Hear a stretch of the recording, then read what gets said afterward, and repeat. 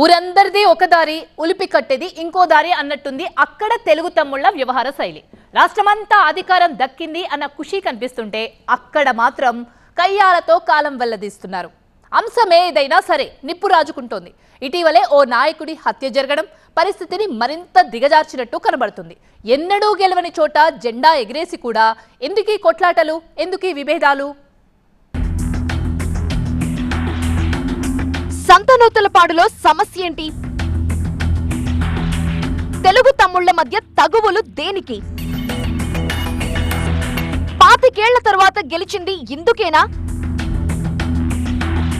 ఈ గొడవలే నిండు ప్రాణాన్ని బలిగొన్నాయా?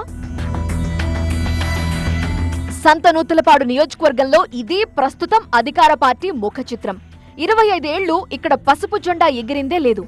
ఎన్నిసార్లు అభ్యర్థులను మార్చినా ప్రత్యర్థికే విజయం తప్ప గెలిచిన దాఖలాలు లేవు.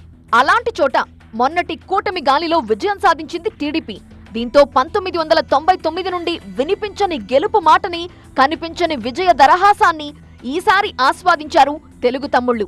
అయితే వరుస పరాజయాలను దాటుకొని విజయ ఢంకా మోగించామన్న ఆనందం ఇక్కడి టీడీపీ నేతలకు కొన్నాళ్లే మిగిలింది. ప్రస్తుతం పార్టీ పరిస్థితి చూస్తుంటే అది నిజమే అనిపిస్తోంది. ఏ గ్రూపు తగాదాలు, వర్గ విభేదాలు ఇన్నాళ్లు పార్టీని విజయానికి దూరంగా ఉంచాయో ఇప్పుడు మళ్లీ అదే బాటలో నడుస్తున్నారట నేతలు. కూటమి ఎమ్మెల్యేగా ఉన్న బిఎన్ విజయ్ కుమార్ కు ఇంటి పోరు చెవిలో జోరేగలా మారిపోయింది. నియోజకవర్గంలో చాన్నాళ్లుగా పాతుకుపోయిన నాగులుప్పలపాడు టీడీపీ నేతలు దీనికి ప్రధాన కారణంగా తెలుస్తోంది. మాజీ ఎంపీపీ, టీడీపీ అధికార ప్రతినిధి ముప్పవరపు వీరయ్య చౌదరికి మంత్రి నారా లోకేష్ తో సన్నిహిత సంబంధాలుండటంతో ఇక్కడ పట్టు సాధించారు. ఆ పట్టుతోనే ఎమ్మెల్యే విజయ్ కుమార్ ను మించి తన ఆధిపత్యాన్ని చూపించారు. ఎమ్మెల్యేతో వీరయ్య చౌదరికి నేరుగా ఎలాంటి విభేదాలు లేకపోయినా ఆధిపత్య పోరు కారణంగా ప్రస్తుత పరిస్థితులు తలెత్తినట్లు తెలుస్తోంది. వీరయ్య పెత్తనం ఎమ్మెల్యేగా విజయ్ కుమార్ కు మింగుడు పడలేదు. అయినా సరే హైకమాండ్ కు దగ్గరి మనిషి అనే భయంతో ఏమీ అనలేని పరిస్థితి. బహిరంగంగా తన ఫీలింగ్స్ బయటపడకుండా నెట్టుకొచ్చారు. అయితే సడన్ గా వీరయ్య చౌదరి హత్యకు గురవటం లోకల్ పాలిటిక్స్ లో పెద్ద దుమారమే రేపింది.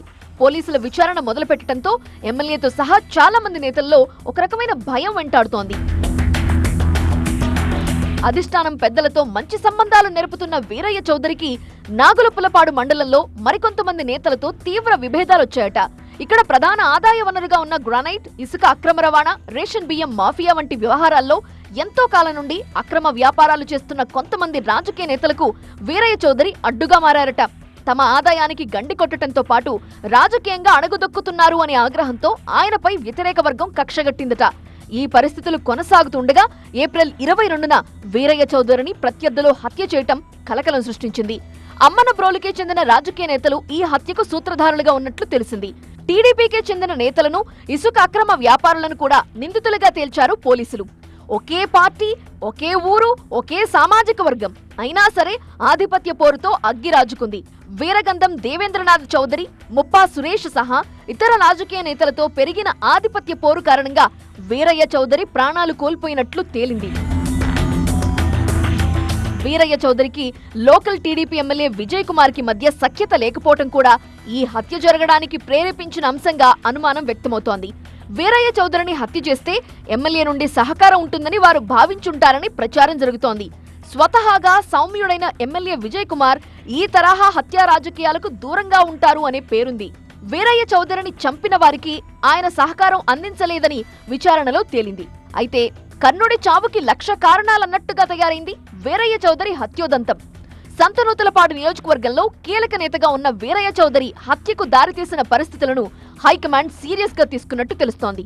ఇంత జరుగుతున్నా సమన్వయం చేయాల్సిన సీనియర్ నేతలు పట్టించుకోకపోవటం వల్ల పరిస్థితి ఇక్కడి దాకా వచ్చిందన్న అభిప్రాయానికి హైకమాండ్ వచ్చినట్లు తెలుస్తోంది. ఇప్పటికే వీరయ్య చౌదరి కుటుంబాన్ని ఇటు సీఎం చంద్రబాబు, అటు మంత్రి నారా లోకేష్ పరామర్శించి ధైర్యం చెప్పారు. నియోజకవర్గంలో పార్టీ పరిస్థితిపైన ఎమ్మెల్యే విజయ్ కుమార్ తో మాట్లాడి ఆరా తీసినట్టు సమాచారం. నియోజకవర్గంలో ఏం జరుగుతుందో తెలుసుకుని పరిస్థితిని చక్కదిద్దాలని పార్టీ పెద్దలు ఎమ్మెల్యేకి సూచించినట్లు గుసగుసలు వినిపిస్తున్నాయి. పరిస్థితి ఇదే విధంగా కొనసాగితే 25 ఏళ్ల తర్వాత గెలిచిన స్థానం మళ్లీ చేజారటం ఖాయమని హెచ్చరించారట. ఆ పరిస్థితి రాకుండా నేతలని ఒక్కతాటిపైకి తీసుకురావాలని హితబోధ చేశారట. మరి ఇప్పటికైనా ఈ సంతలో గోల తగ్గుతుందా? ఎవరికి వారే యమునా తీరే అన్నట్టుగా వ్యవహరిస్తున్న తెలుగు తమ్ముళ్ళు ఒక్కటవుతారా అనేదే ఇప్పుడు పొలిటికల్ సస్పెన్స్.